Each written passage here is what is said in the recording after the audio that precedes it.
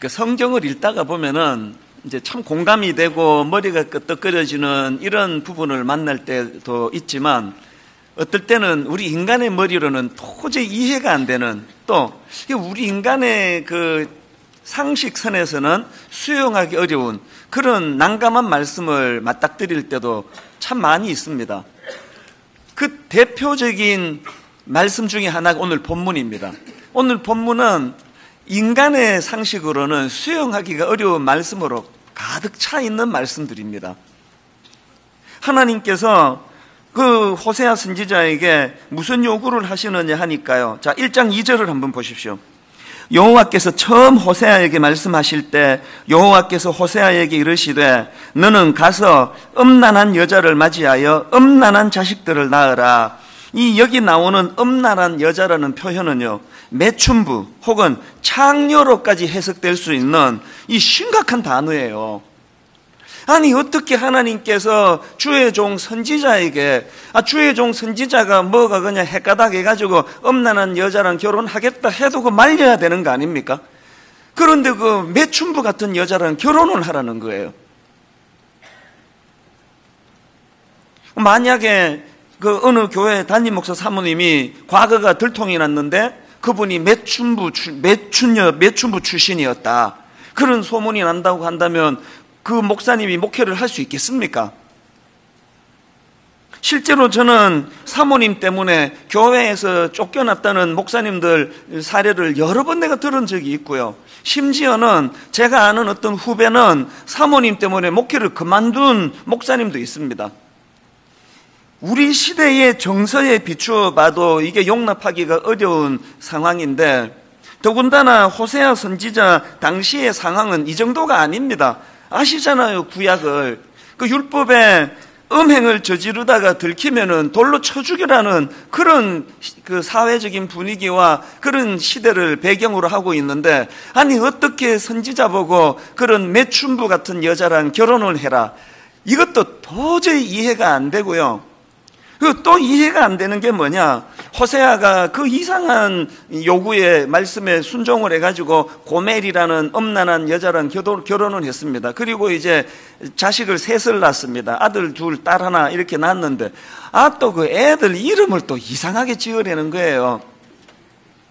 큰애를 낳았더니 아들이에요. 그랬더니 하나님께서 어떤 이름을 주시느냐, 3절부터 한번 보십시오. 이에 그가 가서 디블라임의 딸 고멜을 맞이하였더니 고멜이 임신하여 아들을 낳음에 여호와께서 호세아에게 이르시되 그의 이름을 이스라엘이라 하라. 이 이스라엘은 지명이에요. 그 사마리아와 갈릴리 사이에 있는 그 지역을 가리키는 지명인데, 왜 하나님은 이런 지명을 그 아들 이름으로 그렇게 지으라고 하시는가? 그 4절 하반절에 보면 힌트를 좀 얻을 수 있습니다. 조금 후에 내가 이스라엘의 피를 예후의 집에 갚으며 이스라엘 족속의 나라를 패할 것임이니라. 여기 보면 하나님께서 지금 이스라엘이라는 지명하고 예후라는 그 인물을 결부시키는 것을 볼 수 있는데요. 이 예후는 어떤 사람인가 하면은 쿠데타를 일으켜가지고 당시 그 아합 왕, 권력을 갖고 있던 아합 왕을 위시해가지고 권력을 쥐고 있던 오므리 왕과 사람들을 대량 학살했던 인물이에요. 그 대량 학살이 일어났던 곳이 그게 이스라엘이에요. 그래서 그 제임스 림버그라는 주석가는 이런 설명을 했습니다. 자녀의 이름을 이스라엘이라 칭한다는 것은 오늘날 자녀의 이름을 아우슈비츠나 히로시마로 짓는 것이나 마찬가지일 것이다. 이게 얼마나 난감한 하나님의 요구이십니까? 둘째를 낳았더니 딸이에요. 그랬더니 또 이런 요구를 하십니다. 6절, 고멜이 또 임신하여 딸을 낳음에 여호와께서 호세아에게 이르시되 그의 이름을 루하마라 하라. 히브리어로 그 루하마라는 이름은 참 좋은 이름이에요. 이 루하마라는 이름은 긍휼, 자비, 이런 좋은 뜻을 가지고 있는데, 거기다가 부정을 나타내는 접두사 로를 넣어가지고 루하마로 지으려는 거예요. 그러니까 이걸 직역하면은 긍휼을 받지 못한 사람, 이렇게 해석이 된 이름이에요. 누가 딸을 낳고 이런 이름을 짓고 싶겠냐고요. 막내는 또 아들인데요. 하나님께서 그 막내 아들 이름을 로암미라고 지으라는 겁니다. 이 암미는 히브리어로 백성 이런 뜻을 갖고 있는데요.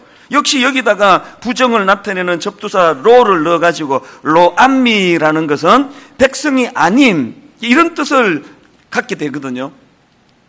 그 애 셋 다 이름이 너무 그 해괴망측하게 하나님께서 지으라고 그렇게 요구하시는 건데요. 이제 이 세 자녀 이름의 의미에 대해서는 특세 첫날이 내일 새벽에 이제 다루게 될 것이고요. 제가 그 옷이라고 지금 미끼를 던지는 게 아니고 하루 만에 다 다루기에는 분량이 너무 많습니다. 그래서 오늘은 왜 하나님이 이런 이상한 요구를 하시는가 이제 여기에다가 초점을 두고 이제 말씀을 좀 살펴보려고 하는데요. 사실 저는 지난 여름 동안에 호세아서를 묵상하면서 이 하나님의 이상한 요구에 대한 긍정적인 답을 찾는 데 시간을 많이 보냈습니다. 왜냐 하니까 이게 우리가 알고 있는 그 하나님의 모습은 아니잖아요. 그리고 또 제가 납득이 돼야지 이걸 설교를 하지, 제가 납득이 안 되는데 이걸 어떻게 제가 성도들에게 설교를 하겠냐고요. 그래서 분명히 여기에 무슨 하나님의 뜻이 있을 것이다 그래가지고요, 책도 막 여러 권 구입을 해서 보고, 또 주석도 뒤져보고, 또 신학교 교수님 강의도 들어보고 애를 많이 썼더니요, 이 학설이 막 분분하더라고요. 막 많은 학자들이 이걸 지금 설명은 그만큼 이제 이게 그 난해한 구절이라는 뜻이겠죠. 그래서 이것들을 다 정리해 보니까 몇 가지 설로 정리가 되는데요.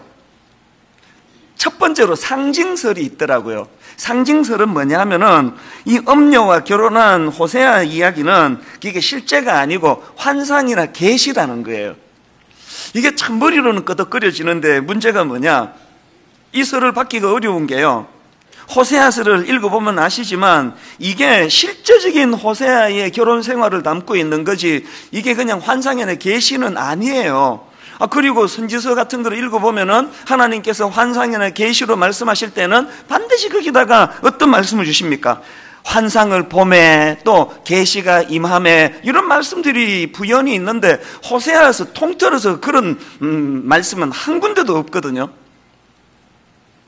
그런가 하면은 두 번째로 영적 엄녀설이 있습니다. 이 영적 엄녀설이라는 것은 뭐냐 하면은 고멜이 그 진짜 매춘부가 아니고 그 여자가 그 우상숭배자였는데 이걸 이렇게 표현했다는 거예요. 그냥 이것도 머리로는 참 끄덕거려지는데요. 이 동의가 잘 안 되는 게 뭐냐, 호세아 3장에 보면은 고멜이 실제적으로 가출을 해가지고 외간 남자와 그 음란한 짓을 하고 하는 내용들이 나오거든요. 그런가 하면은 또 세 번째 설이 결혼 후 엄녀설이 있습니다. 이건 어떤 주장인가 하면은 고멜이 신혼 초부터 그렇게 음란한 여자가 아니었는데 세월이 가면서 그렇게 음란한 여자가 됐다는 거예요. 그래서 이제 결혼하고 시간이 지나면서 갑자기 아내가 이상해져 가지고 외간 남자와 바람을 피우고 가출을 일삼고 그렇게 하니까 이 남편인 고멜이 막 너무 괴로워 가지고 이 가정이 문제를 가지고 고통하다가 거기서 하나님의 그 뜻을 발견한 거, 이게 이제 이렇게 풀이가 됐다 이렇게 설명하니까 너무 그럴듯하고 머리가 끄덕거려지지 않습니까?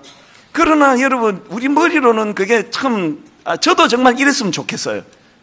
근데 이게 성경적인 근거가 없는 게요, 1장 2절에 보면은 너는 가서 장차 음란한 여자를 맞으라고 한 게 아니에요. 너는 가서 현재 이 음란한 여자를 맞으라고 하기 때문에 이런 설명들이 이제 수용하기는 어려운 거예요.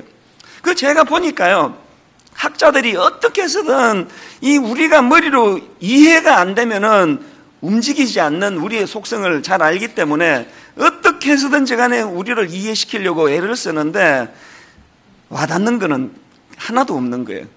그래서 제가 긴 시간을 여기에 시간을 할애했는데요. 그러다가 합동신학교에서 가르치시는 그 김진수 교수님이라는 분 강의를 듣다가 보니까 여러 학설들 중에 구약학자 가렛 교수님의 그 주장을 이제 소개를 하는데요. 이 가렛 교수의 주장을 한마디로 요약하라면 이거예요. 이런저런 토달지 말고 자꾸 인위적으로 그냥 막 설명하려고 그러지 말고 성경에 있는 그대로 받아들여라, 있는 그대로 읽어라. 이게 가렛 교수의 주장이에요. 호세아는 실제로 음란한 여자 고멜과 결혼하라는 이상한 명령에 바보같이 순종한 인물이다. 이게 가렛 교수가 주장하는 거예요. 그러면서 부연하기를 하나님께서 호세아에게 주신 이 이해할 수 없는 명령은 막 시도 때도 없이 아무나한테나 주시는 일반적인 명령이 아니고요, 선지자와 같은 특별한 종들에게만 요구하시는 특별한 명령이라는 거예요. 사례들을 쭉 이제 설명을 한 걸 시간이 없을 때가 다 소개를 못하지만, 그러니까 여러분 이런 성경 읽으면서 너무 부담 안 가지셔도 됩니다. 여러분한테는 이런 명령 안 하세요. 할 만한 사람한테 시키는 거지. 저한테도 이런 명령을 안 하셨잖아요. 얼마나 좋은 아내를 제가 얻었습니까? 그분이 지금 여기 계시기 때문에 제가 이렇게밖에는 설명을 드릴 수가 없지만, 제가 이 가렛 교수의 그 주장을, 강의를 들으면서 무릎이 탁 쳐져지는 거예요. 이거다. 그러면서 제가 사실은 반성을 좀 했습니다. 벌써 저 자신조차도요, 제 머리로 납득이 안 되면, 요 작은 머리로 이해가 안 되면, 동의가 안 되면 움직이지 않는 태도가 있는 거예요. 그러면서 불쑥 떠오른 인물이 마리아. 여러분, 예수님의 육신의 어머니 마리아에게 하나님이 요구하신 건 호세아에게 요구한 거와는 비교가 안 되잖아요. 처녀 보고 네 몸을 통해서 예수 그리스도를 나오게 하겠다. 그 당시로요, 처녀가 임신했다가 들통이 나면 그 사형이에요. 이 어이없는 명령을 마리아에게 하시는데, 마리아는 그것을 눈물로 수용하지 않습니까? 누가복음 1장 38절, 마리아가 이르되 주의 여종이오니 말씀대로 내게 이루어지이다. 성경에 보면은 마리아가 아무 고뇌가 없었던 게 아니에요. 얼마나 고뇌가 많았습니까? 마리아는요, 오늘 여기 그냥 앉아있는 평범한, 여기 우리 자매님들과 똑같은 평범한 여인이에요. 그런 관점으로 호세아서를 다시 보니까, 호세아는 이 이상한 하나님의 명령에 토달지 않고 적극적으로 순종하는 거예요. 3절을 보십시오. 이에 그가 가서 디블라임의 딸 고멜을 맞이하였더니, 여러분 여기에 이에라는 이 표현이 뭘 강조하는 거예요? 망설임 없이. 그래서 제가 참 묘하더라고요. 여름 내내 제가 이 잔머리 굴리면서 왜 이런 이상한 요구를 했나, 분명히 납득할 만한 이유가 있을 거라고 이거 조사하고 다니는데요, 당사자인 호세아는 그런 갈등 없이 그대로 수용하는 모습을 보이는 겁니다. 많은 생각을 하게 하는 대목 아닙니까? 제가 깨달은 게 뭘까요?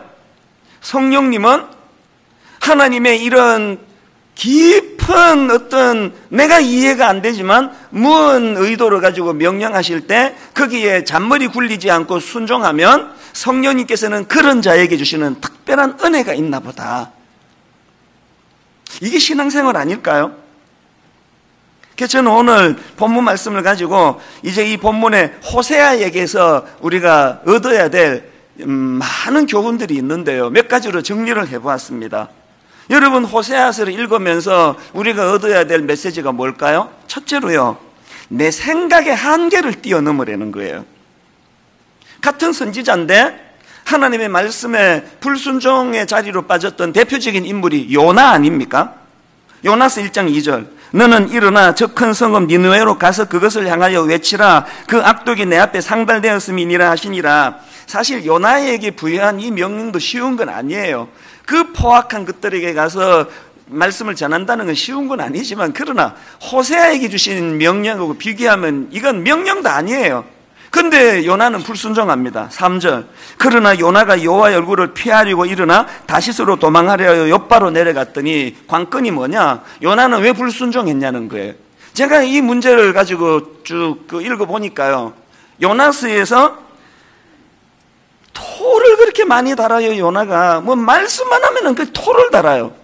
그 요나가 왜 불순종의 자리에 빠졌나? 자기 생각이 많았어요. 자기 생각이 많으니까 자기 생각과 하나님의 생각이 일치할 때는 순종이 쉬운데 자기 생각과 하나님의 생각이 불일치할 때는 순종이 어려운 거예요.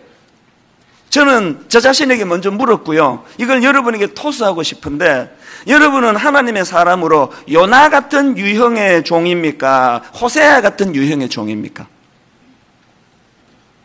미국의 그 라스베가스에 가면은 막 고급 호텔들이 막 즐비하지 않습니까?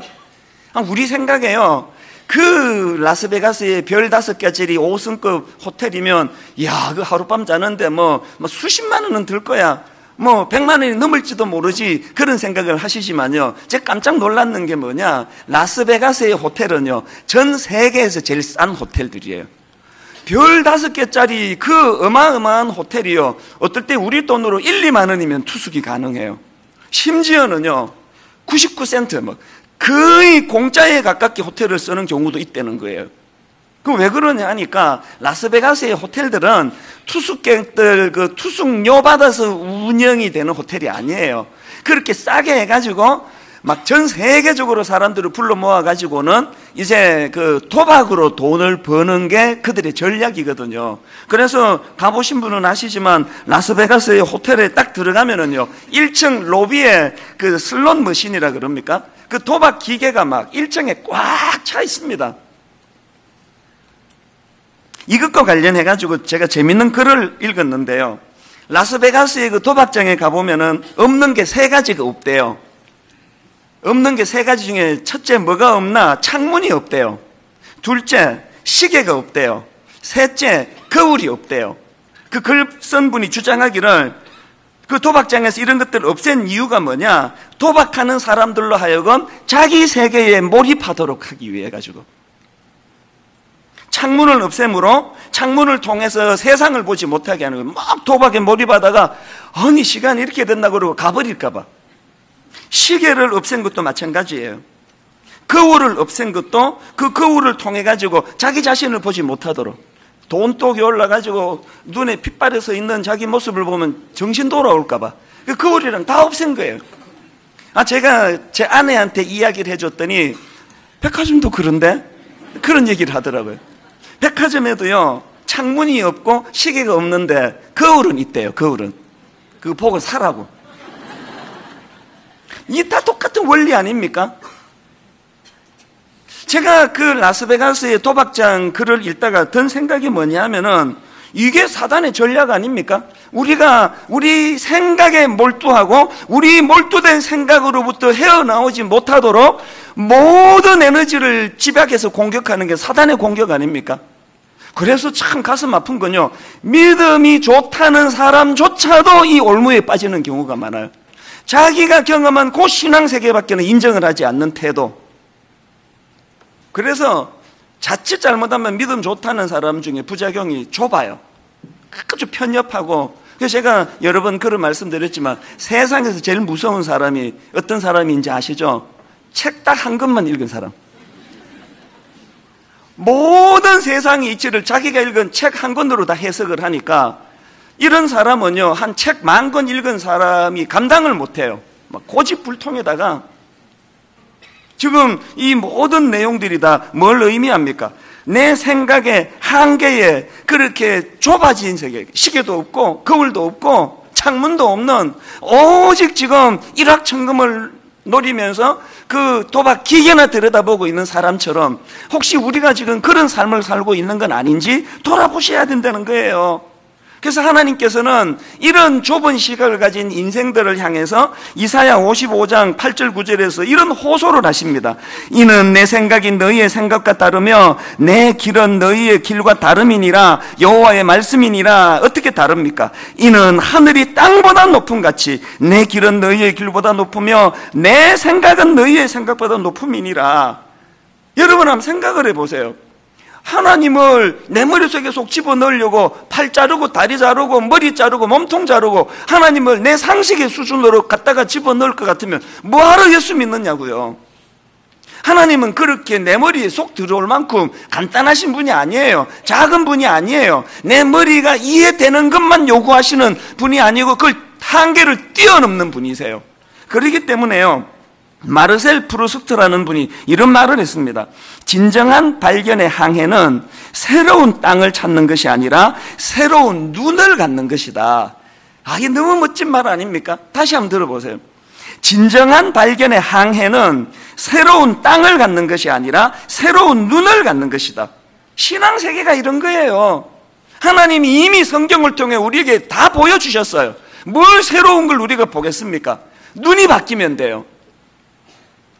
저는 이 호세아서를 읽으면서 우리가 구하고 또 구해야 되는 게, 자기 생각을 뛰어넘어 순종하는 그 호세아의 아름다운 순종의 모습하고 그런 자들에게 주시는 성령님의 놀라운 견인, 함께 하심이 너무 부러운 거예요.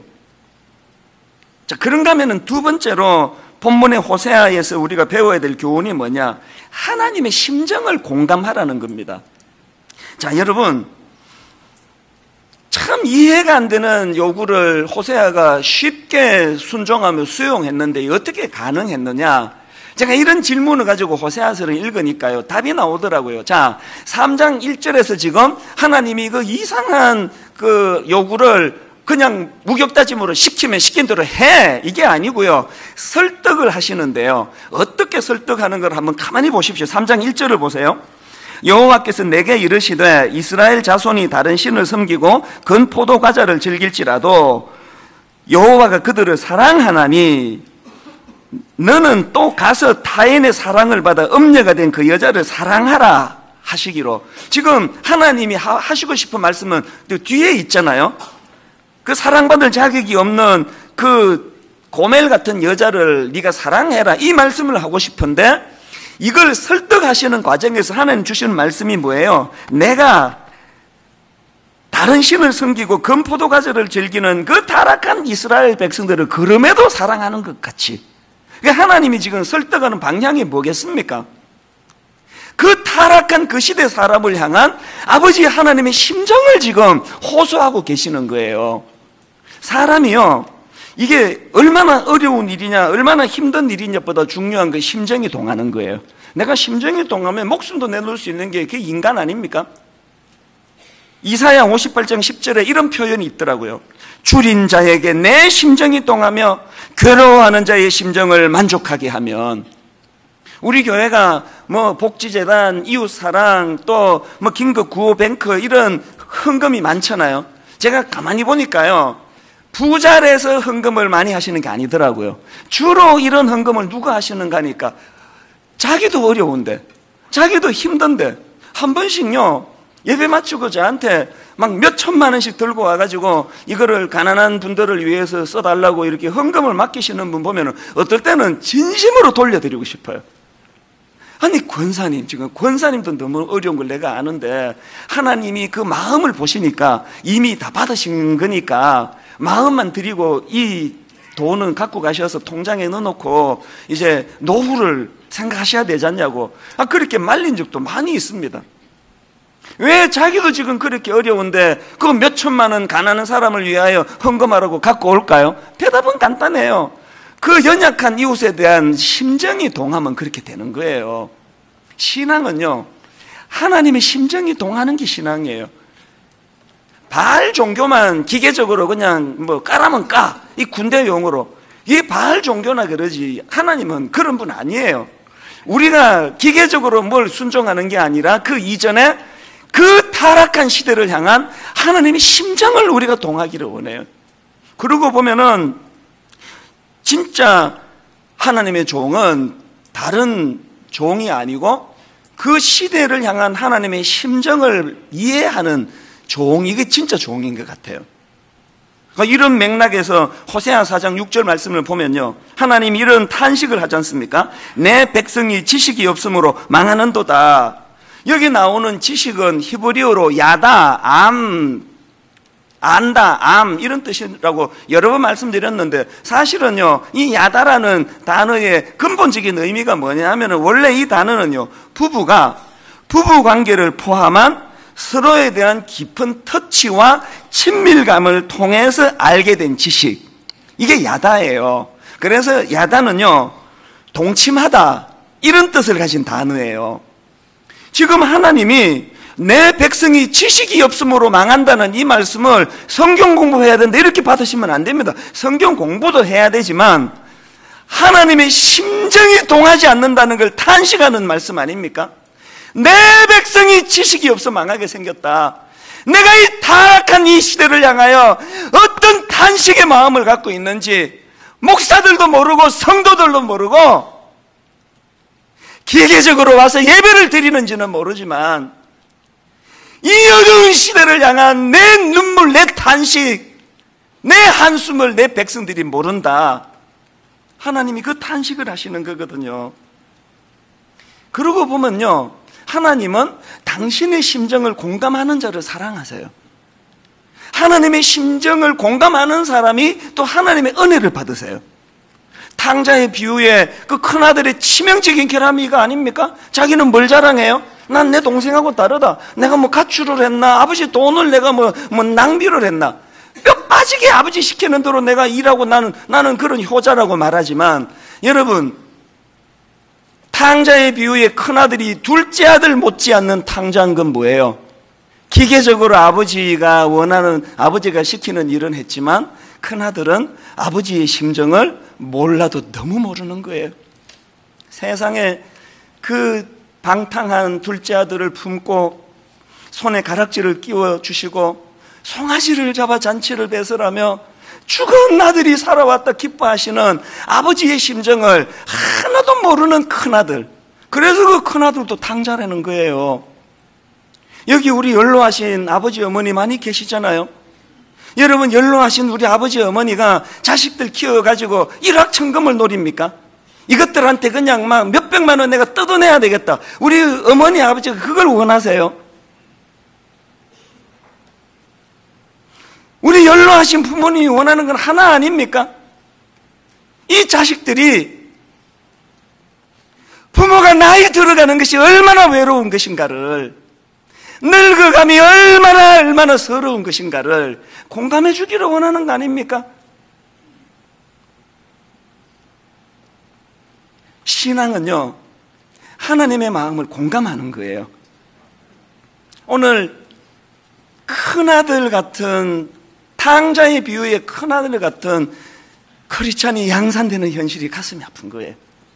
저는 성령님께서 은혜 주셔서 저와 여러분에게 이 시대를 향한 하나님 아버지의 마음을 공감하는 믿음이 생겨나게 되기를 바랍니다. 그런가 하면 세 번째로 호세아에게서 배워야 될 교훈이 하나 더 있는데요, 그 하나님 심정에 공감했다면 그 에너지를 이웃을 공감하는 것으로 흘려보내야 된다는 거예요. 3장 1절을 다시 한번 가만히 보십시오. 여호와께서 내게 이르시되 이스라엘 자손이 다른 신을 섬기고 금포도 과자를 즐길지라도 여호와가 그들을 사랑하느니, 그 다음에 너는 이것을 알아주기 바란다, 이렇게 기록이 된 게 아니에요. 다시 보세요. 여호와께서 내게 이르시되 이스라엘 자손이 다른 신을 섬기고 금포도 과자를 즐길지라도 여호와가 그들을 사랑하나니, 그래서 너도 또 가서 타인의 사랑을 받아 음녀가 된 그 여자를 사랑하라. 네가 이 내 아버지 하나님의 심정이 통했다면 너도 절대 사랑받을 자격을 상실해버린 고멜을 네가 사랑하는데 에너지를 써라, 이 말씀이거든요. 구약 이사야서는요, 호세아서에 못지않게 타락한 백성을 향한 하나님의 분노의 말씀이 쏟아지는 말씀이 이사야서 아닙니까? 막 엄청난 하나님의 격분의 말씀이 쏟아지는데, 여러분, 그 이사야서에서요 40장 1절에 보니까 하나님이 이런 부탁을 하십니다. 너희의 하나님이 이르시되 너희는 위로하라, 내 백성을 위로하라. 현대인의 성경으로 이걸 보니까 1절 2절입니다. 너희 하나님이 말씀하신다. 너희는 위로하라, 내 백성을 위로해라. 너희는 예루살렘 사람들을 격려하며 그들에게 고난의 날들이 끝나고 그들의 죄가 용서되었다고 말해주어라. 그들은 자기들의 죄에 비해 갑절이나 무거운 형벌을 받았다. 이게 가족 공동체를 영위한 사람은 다 알아요. 나는 지금 네 형을 혼내키지만 니들은 형한테 그런 눈으로 보면 안 돼. 이 부모의 마음이 하나님의 마음이거든요. 그 애를 키우다 보면 애들이 어릴 때가 아주 얄미울 때가 있습니다. 지 형이 뭘 잘못해가지고 그냥 이제 부모는 또 협박의 또 달인 아닙니까? 때릴 마음도 없으면서 막 협박하면서 이 자식이 그냥 뭐가 되겠니 네가 그래서 인간의 배경 오늘 한번 좀 맞아보자. 그러면서 둘째야 몇 좀 가져와라. 그냥 음포 놓느라고 그랬는데 이 둘째 모든 하던 일을 내려놓고 매 찾으러 다녀요. 막 열어보고 막 신발장 서랍장 열고 막 없으면 안절부절해. 이 사이에 아빠 마음 변하면 어떡하나 싶어가지고 막 정신 없어가지고 막 도저히 안 되면요 주걱이라도 갖다 줘요. 매가 없어가지고 이거 찾았다고. 그러면요 부모 입장에서 둘째를 더 때리고 싶어요. 애들이 어려서 그렇대지만 이게 영적으로 우리의 모습 아닙니까? 여러분, 하나님은요 나는 비록 저들을 나무라고 저들을 징계하지만 니들은 그러지 마라. 네가 하나님의 그 심정이 동했다면 연약한 이웃에 대하여 그 공감하는 마음으로 그들을 섬겨라. 오늘 여기에 저는 참 부끄러움을 느낍니다. 자, 그러면 여기서 중요한 포인트 한 가지. 그럼 호세아는 그럼 그 타락한 시대를 위한 희생물입니까? 여러분, 호세아는 고멜이라는 그 악한 여자에게 희생된 그런 인생입니까? 절대 그렇지 않습니다. 제가 이 문제가 또 하나의 큰 이 질문이 제가 해결해야 될 고민거리더라고요. 하나님이 한 인생을 파멸시키면서 또 다른 한 인생을 도우라고 하시는 건가? 제가 이 질문을 가지고 호세아서를 읽다가 그게 아니라는 너무나 중요한 구절 하나를 발견했는데요. 자, 호세아 3장 2절이 그 구절입니다. 1절부터 다시 한번 보세요. 여호와께서 내게 이르시되 이스라엘 자손이 다른 신을 섬기고 건포도과자를 즐길지라도 여호와가 그들을 사랑하나니 너는 또 가서 타인의 사랑을 받아 음녀가 된 그 여자를 사랑하라 하시기로. 그랬더니 호세아의 반응이 2절. 내가 은 15개와 보리 한 호멜 반으로 나를 위하여 그를 사고. 이게 눈이 번쩍 뜨이는 말씀이에요. 여러분, 호세아가요 1장에서 맨 처음에 하나님의 그 말도 안 되는 명령을 받았을 때는 기계적으로 순종한 거예요. 1장 3절에 보니까요, 이에 그가 가서 디블라임의 딸 고멜을 맞이하였더니, 여기 보면은 이게 그냥 기계적인 그런 순종 아닙니까? 그랬는데 놀랍게도 3절은요 더 어려운 숙제거든요. 사실 그렇게 그냥 자격도 없는 그 율랑녀 같은 여자를 자기가 품고 아내로 맞아줬더니 3장에서 이 여자가 바람이 나서 가출을 한 거예요. 딴 외간 남자와 놀아나는 거예요. 이건 1장의 명령보다 훨씬 어려운 명령인데 하나님 명령 앞에 호세아가 순종하는데 누구를 위하여? 나를 위하여, 나를 위하여. 이게 뭘로 의미하겠습니까? 제가 이 구절을 통해 발견한 게 뭐냐? 여러분, 때로 하나님은요 우리가 수용할 수 없을 만큼의 큰 사명을 주시는 분이기도 하지만, 그러나 그 사명을 눈물로 순종하고 수용하는 자에게는 그거를 감당할 수 있는 힘도 주시는 분이라는 거예요. 그렇게 수용할 수 없는 그 매춘부 같은 여자를 아내로 맞아서 결혼을 했더니 호세아에게 예기치 않은 기쁨이 찾아온 거예요. 그 아내의 그 가정생활의 기쁨이 얼마나 컸으면 그 아내를, 가출한 아내를 찾으러 가는 게 절망이고 고통이고 하나님이 시키니까 억지로 하는 게 아니라 나를 위하여 찾을, 나를 위하여. 이 신비를 아세요? 우리의 문제가 뭐예요? 결혼 생활이 왜 지지부진합니까?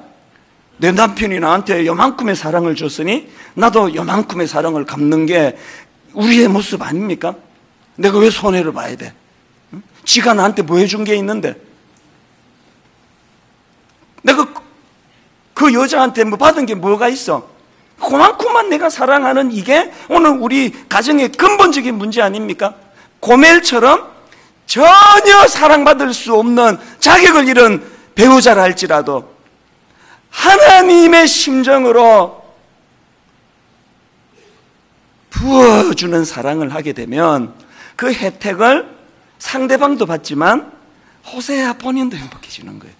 이 본문에서 발견한 게 바로 그거예요. 마리아도 마찬가지 아닙니까? 여러분, 마리아가 막 유관순 여사 같은 전사처럼 보이세요? 너무너무 평범한 동네 시골 처녀예요. 그 평범한 마리아가 믿음으로 하나님의 말씀에 순종을 했더니 마리아가 오늘날 불행해졌습니까? 2000년이 지난 지금까지 수많은 여인들에게 흠모를 받는 그런 인물이 된 거 아닙니까? 이런 맥락에서 저는 빌립보서 2장 17절을 읽다가 큰 거를 제가 깨달았는데요. 여러분, 그 바보 같은 순종과 관련해서 둘째가 그러면 서러운 인물이 빌립보를 쓴 바울 아닙니까? 지금 바울이 바보 같은 순종을 하다가 감옥에 갇혀 있는데, 감옥에서 그가 쓴 이 글을 읽어보세요. 빌립보서 2장 17절 18절. 만일 너희 믿음의 재물과 섬김 위에 내가 나를 전제로 드릴지라도 나는 기뻐하고 너희 무리와 함께 기뻐하리니 이와 같이 너희도 기뻐하고 나와 함께 기뻐하라. 요나같이 자기 행복을 위하여 불순종의 자리로 간 사람은 풍랑 만나서 자기도 죽을 고생하고 주변 사람 다 고생시키고, 호세아와 같이 머리로 이해되는 이상을 뛰어넘는 하나님의 말씀을 순종했더니 자기도 행복할 뿐만 아니라 주변 사람도 행복하게 하는 이 모순 같은 법칙, 한 번이라도 경험해 보셨어요? 여러분, 이거 단 한 번이라도 경험해 보셨습니까? 이걸 맛보고 경험하는 게 신앙생활인 줄로 믿습니다. 결론을 맺으면서요, 제가 오늘 제목을 이상한 요구, 바보 같은 순종 이렇게 잡아봤는데요, 여러분, 이 제목 그대로 이상한 요구, 바보 같은 순종을 가장 잘 구현된 상징물이 십자가 아닙니까? 십자가. 성부 하나님께서 말도 안 되는 요구를 하셨고 맹목적으로 그것을 순종하신 분이 예수 그리스도 아니십니까? 오죽했으면 고린도전서 1장 18절에서 십자가의 도가 멸망하는 자들에게는 미련한 것이요 이렇게 기록했겠냐고요. 그런데 여러분, 제가 오늘 새벽입니다, 십자가를 이렇게 묵상하며 말씀을 마무리하는데 윤동주 시인이 쓴 십자가라는 시를 읽는데 그 마음이 뭉클해지는 걸 경험했습니다. 한번 들어보십시오. 쫓아오던 햇빛인데 지금 교회당 꼭대기 십자가에 걸리었습니다. 첨탑이 저렇게도 높은데 어떻게 올라갈 수 있을까요? 종소리도 들려오지 않는데 휘파람이나 불며 서성거리다가 괴로웠던 사나이 행복한 예수 그리스도에게처럼 십자가가 허락된다면 모가지를 들이우고 꽃처럼 피어나는 피를 어두워가는 하늘 밑에 조용히 흘리겠습니다. 여러분, 우리가 추구해야 되는 삶은 바보 같은 순종의 삶을 사신 예수 그리스도가 걸어가신 그 길 아닙니까? 윤동주 시인의 이 표현이 맞습니다. 괴롭습니다. 고멜 같은 여자, 하나도 정이 안 가는 여자 사랑하는 거, 이 괴로운 일이에요. 여러분, 그거 쉬운 일 아니에요. 이 시 그대로예요. 그러나 여러분, 말씀에 순종해서 몸부림치는 자에게 주시는 하나님의 은혜가 뭐예요? 그것만 있는 게 아니라는 거예요. 괴로웠던 사나이 행복한 예수 그리스도처럼 오늘 저나 여러분이 이 십자가의 원리를 좀 맛보면서 신앙생활하는 그런 저와 여러분 되기를 바랍니다. 이 잣대로 아내를, 남편을, 내 자식들을, 내 부모님을, 내 이웃들을, 다락방 식구를, 저는 오늘 말씀의 결론을 안이숙 여사가 쓴 내일 일은 난 몰라요. 옥중 성도 아닙니까? 그 극심한 고난 속에서도 주님의 말씀에 순종하며 걸어갔던 이분의 노랫말을 한번 가만히 묵상하시면서 찬양하기 원하는데요, 우리 한번 이렇게 찬양하기 원합니다. 내일 일은 난 몰라요.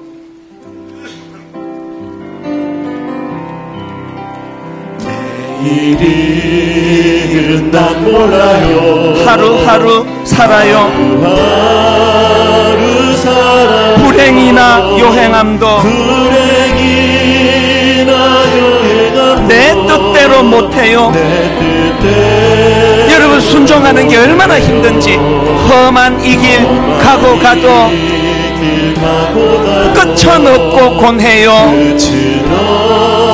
여러분, 근데 이것만 있는 게 아닙니다. 주님 예수 팔레미사 내 손 잡아주소서. 내일 일은 난 몰라요. 장래일도 몰라요. 그러나 내가 원하는 한 가지, 아버지여 날 붙드사 평탄한 길 주옵소서. 여러분, 저는 이 말씀을 준비하면서 오늘 이 말씀대로 순종하며 사는 많은 분들 얼굴이 떠올려지더라고요. 12번 가정 더 깨져도 더 깨지는 그 상황에서 호세아처럼 순종하며 괴로웠던 사나이, 그러나 행복했던 예수 그리스도처럼 저는 오늘 성령님께서 그런 신실한 주님의 자녀들을 위로해 주시기 바랍니다. 저는 그런 순종하는 주님의 자녀들이 괴로움만 있고 억장이 무너지는 아픔만 있고 기쁨이 없는 그것 아니라고 저는 생각합니다. 옥중 그 고통 속에서도 주님을 사랑했던 이 안희숙 여사, 그 어른이 우리에게 주시는 2절의 노랫말을 한번 보세요. 좁은 이 길, 진리의 길, 주님 가신 그 옛길, 힘이 들고 어려워도 찬송하며 갑니다. 이 힘이 어디서 나오느냐? 그 다음 가사가 이렇습니다. 성령이여 그 음성을 항상 들려주옵소서. 성령님이 계세요, 순종하는 자에게. 2절 찬양할 동안에 많은 주님의 위로하심이 또 결단이 여러분 안에 성령님의 도우심으로 이루어지게 될 줄로 믿습니다. 이렇게 찬양합니다. 좁은 이 길, 진리의 길, 주님 가신 그 옛길, 힘이 들고 어려워도 찬송하며 갑니다. 성령이여 그 음성은 여러분이 하나님의 도우심이요 항상 들려주소서. 내 마음은 정했어요. 변치 않게 하소서. 내일 일은 난 몰라요. 장래일도 몰라요.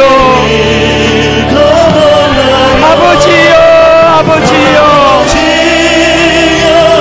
주신 소명 이루소서. 오늘 우리가 기도할 때 여러분, 이 안희숙 여사 옥중성도 그 극심한 고통 가운데 그가 갈망한 거 하나, 그가 몸부림치며 원했던 거 하나, 아버지여, 아버지여, 주신 소명 이루소서. 편하게 잘 사는 게 행복이 아니에요. 여러분, 걱정 근심 없이 사는 게 행복이 아니고 주신 소명, 힘들지만 괴로웠던 사나이, 그러나 행복했던 예수 그리스도. 하나님, 힘들지만 어렵지만 고멜 같은 여자를 사랑하는 것이 내게 너무너무 고통이지만 이런 자들에게 주시는, 순종하는 자에게 주시는 하나님의 은혜를 맛보기 원합니다. 힘 주신다면 다시 한 번 더 힘내서 달려가 보겠습니다. 우리 이 마음을 가지고 통성으로 같이 소원을 가지고 기도하기 원합니다. 살아계신 하나님 아버지, 오늘 이 말씀 앞에 반응하기 원합니다. 아버지여, 아버지여, 주신 소명 주옵소서. 하나님 아버지, 편한 것이 평안이 아님을 우리는 알고 있습니다. 그저 아버지 하나님, 근심 걱정 없이 사는 것이 우리가 추구하는 목표가 아님을 우리는 알고 있습니다. 하나님 아버지, 고멜 같은 여자라도 아버지, 내가 그를 사랑하려고 애쓰고 몸부림치며 하나님 은혜를 구하며 달려가기를 원하오니 하나님 은혜 주시기 원합니다. 오 하나님, 오래 호세아처럼 말씀에 순종하느라 오래 근심하며 눈물을 흘리며 주님 앞에 기도하는 많은 자녀들이 볼 수 있습니다. 하나님, 오늘 한량 없는 십자가 능력을 허락하여 주시옵소서. 고난만 있는 것이 아니라, 아픔만 있는 것이 아니라 아버지 호세아처럼 하나님 주시는 그 은혜를 가지고 나를 위하여 그 명령을 수행할 수 있는 믿음의 아들, 딸 되게 하여 주시옵소서.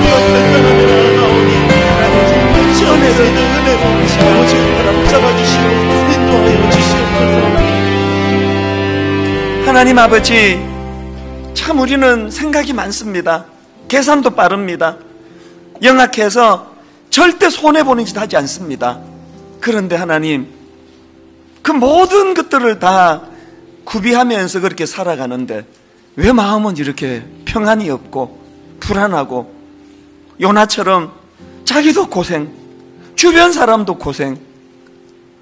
오늘 우리의 모습을 정확하게 들여다보고 논리와 이치를 뛰어넘는 호세아처럼 머리로 이해돼서 순종하는 것이 아니라 그 명을 주시는 하나님을 신뢰하기 때문에 순종할 때, 순종하는 자에게 주시는 하나님의 은혜, 능력을 맛보아 순종하는 나도 행복할 뿐만 아니라 내 주변 사람이 나로 인해 같이 행복한 그 길을 걸어가게 하여 주시옵소서.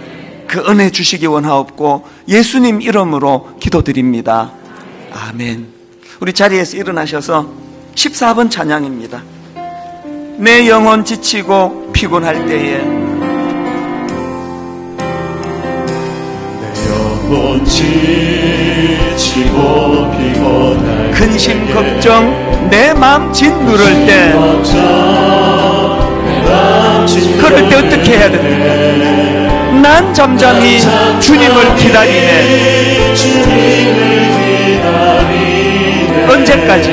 주님 내 곁에 오실 때까지.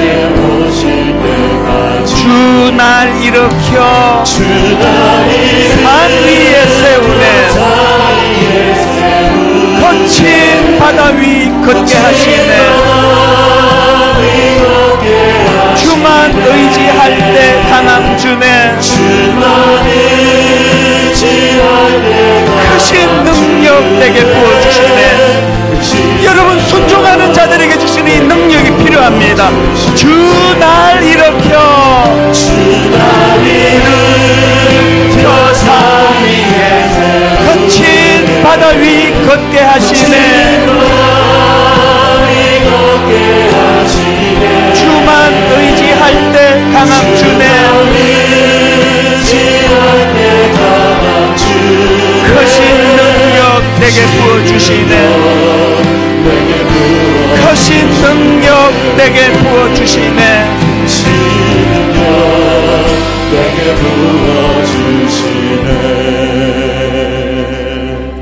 십자가의 도가 멸망하는 자들에게는 미련한 것이요 구원을 받는 우리에게는 하나님의 능력이라. 이 한 주간 이 하나님의 능력, 십자가를 품고 십자가의 정신을 가지고 살아내는 복된 한 주간 되게 하여 주시옵소서.